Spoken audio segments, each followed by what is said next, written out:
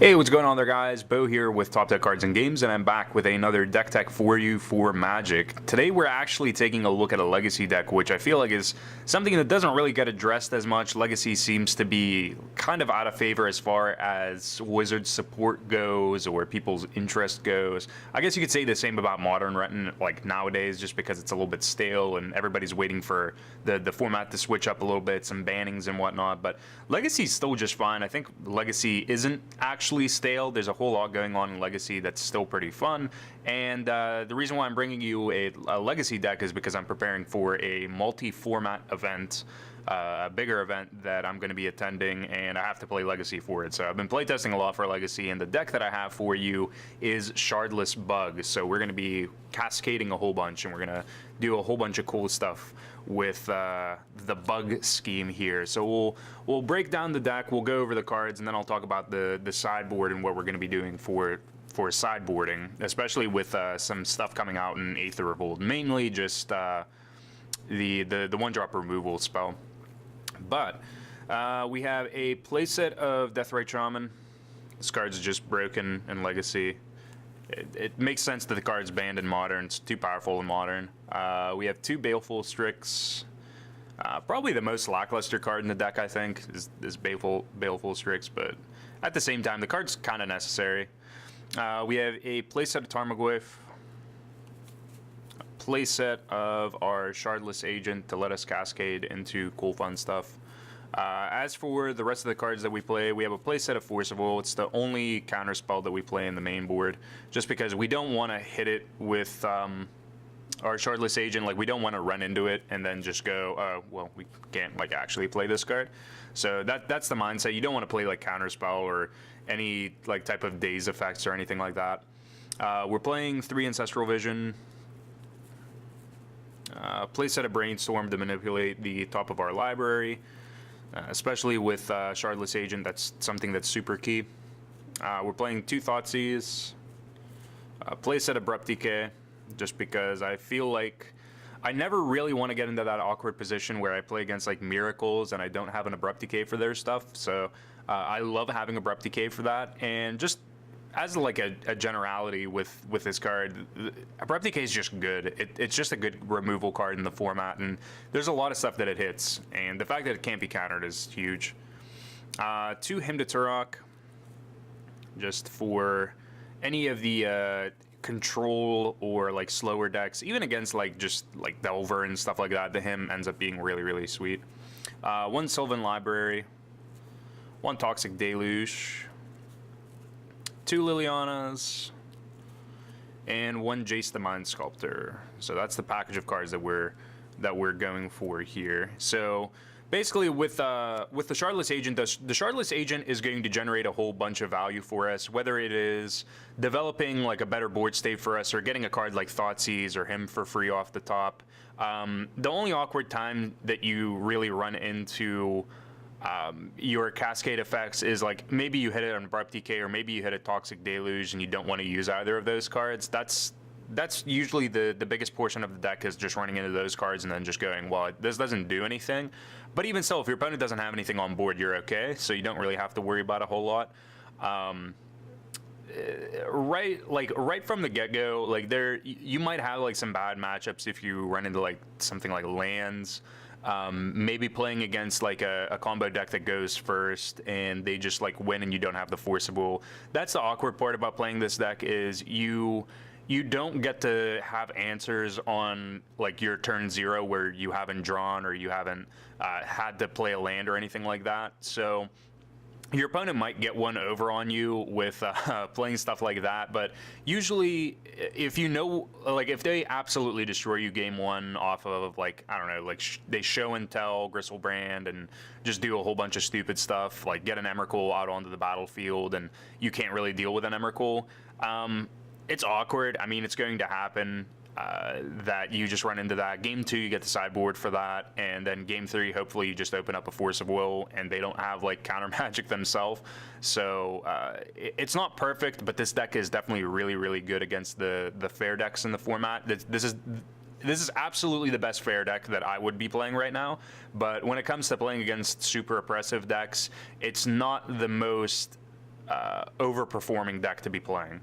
So for the lands, might as well break down the lands for you guys. We're playing 3 sea, 3 Trops, 2 Bayous. Move these over just a little bit. There we go.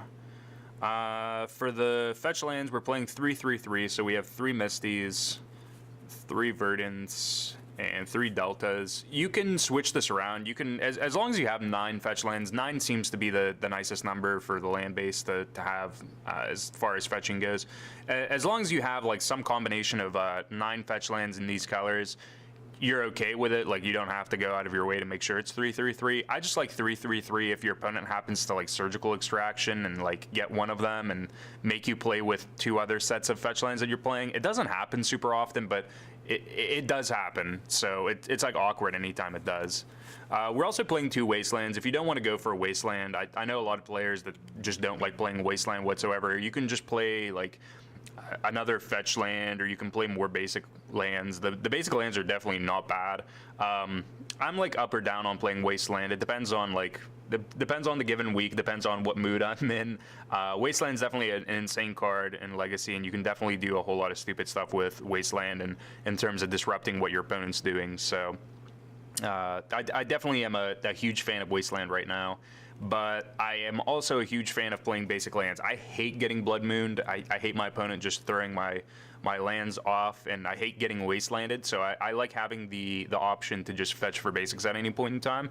And anytime I'm playing a deck like this, even though I'm already playing the Abrupt Decay, I love playing 3 basics. I would go up and play more if I want to like not play the Wastelands. I'd play like, I don't know, another Verdant, and then play maybe like another Swamp in here. But for the most part, I really like this deck. I definitely think this deck is really, really good as far as a fair deck goes. And it has a lot of answers, and it has a lot of pressure that it can put just out of you casting your cards. Your cards are generally going to be better just because you're playing these colors. But that's the main board. Now we have the sideboard to take a look at here. So the sideboard... this figure is probably going to be Fatal Push once that comes out in Aether Revolt. This figure is just really good at clearing small stuff, but Fatal Push is just like so much better for you just because it's going to hit all the same stuff for you in general, but being able to crack a fetch and then just blow up something that's like 4 CMC or less in terms of creatures is really, really sweet. We have Grafdigger's Cage that we're playing in here as well. Grafdigger's Cage just to shut off any like Past in Flames type effects where your opponent gets to play stuff out of their grave. Also, if they're getting anything out of their library directly, you can shut that off with the Grafdigger's Cage as well. Any type of like court effects or anything like that. Cage is just really, really sweet. I especially like that card against Storm. Just being able to not let them Past in Flames is awesome. We have Pithing Needle.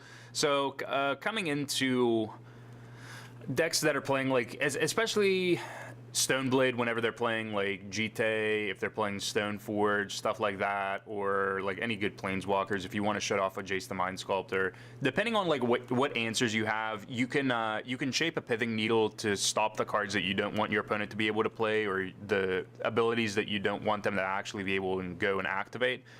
Usually Jite is kind of like the easy one. If you don't really want your opponent to get full value off of a Jite, you can Pithing Needle and just make that card kind of null and void for them. Otherwise, there's so many cards that you can name with Pithing Needle, and there are a lot of different applicable matchups that you can just use this card and make sure that your opponent's not actually getting full value out of whatever you're naming with it. But the Pithing Needle, that card's kind of up in the air. You can play other stuff over it. Like I like playing a second Crowsand Grip over it at the same pace. So that's another thing that you can go for. If you find yourself playing against like a bunch of Alurin, or you find yourself playing against a bunch of like Miracles, the second Crowsand Grip is definitely better. And I think that's probably where I'm going to port into very soon. But so far, I like the One Needle. I love Crowsand Grip. I think it's an insane card in these colors. Getting to have a card that just answers a bunch of degenerate stuff your opponent can do, namely Alurin, is really, really sweet, just because that enchantment's super awkward to have to play around, especially whenever they can just like flash in their stuff anyway. I mean, you definitely get like value off of Alurin in general, but your opponent's actually playing a combo deck, so that's kind of a problem for you. So we have the Crosand Grip. We have another Thoughtseize that we can play against the combo decks, otherwise, namely any of the control decks as well. I have a Thrun, just because if you're playing against like the counter magic decks, this card can't be countered, and it's really, really great to be able to resolve. Your opponent also can't touch it. It's got hexproof, namely, so being able to play around with that is also insane, and you can regenerate it. I feel like the majority of the time you're just going to run into like either a Terminus, so it doesn't matter, or you're going to run into like a Supreme Verdict, which does matter because you can just regenerate this. So Thrun ends up being really, really good. I really like having the Thrun just as a singleton in the sideboard. You can't cascade into it, but that's okay, because chances are you'll just find it anyway, and resolving that card and being able to beat away with it is usually pretty awesome. We have a singleton Maelstrom Pulse. The card's super applicable in a lot of different instances. When your opponent's playing like just the value high-end permanents that they're going to put onto the battlefield, whether they're like artifact equipments or they're just like really good creatures, especially if they're pumping out a lot of different copies of them and they're playing like a lot of multiples, Maelstrom Pulse is just going to get rid of that for them, so that's awesome. We're playing a Damnation. Good against like just any creature decks for the most part. We have 2 Flusterstorms. So the Flusterstorms are mainly just for like combo decks, especially Storm. It's really, really good against Storm, unless they see their own Flusterstorm, which kind of sucks. But Flusterstorm is just really good. It's a really good answer to a lot of things, especially if your opponent's taking a lot into setting up their turn. We have a Toxic Deluge, again for creature decks, especially stuff like Merfolk or Elves. This is much better against Elves than it is against Merfolk, because they actually have counter magic against this. We have another Hymn for the slower decks, basically the same place where we would side in the Thoughtseize. Both are really good if you cascade and then into them. And we have Surgical Extraction, so against any of the graveyard decks, against any of the combo decks, and any matchup where you think you need to like extract one card of your opponent so that they can't play with that anymore, whether that's like a Force of Will or if it's like a value creature or something like that.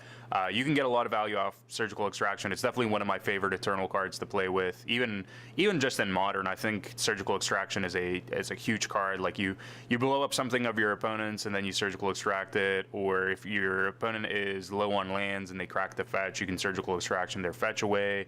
Same thing with like their mana sources with Wasteland. There's a huge amount of potential that you can have with Surgical Extraction, what you actually take away.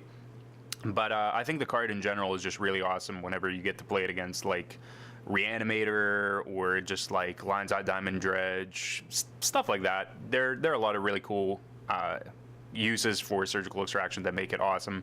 But that's the 75 that I have for you guys for Shardless Bug.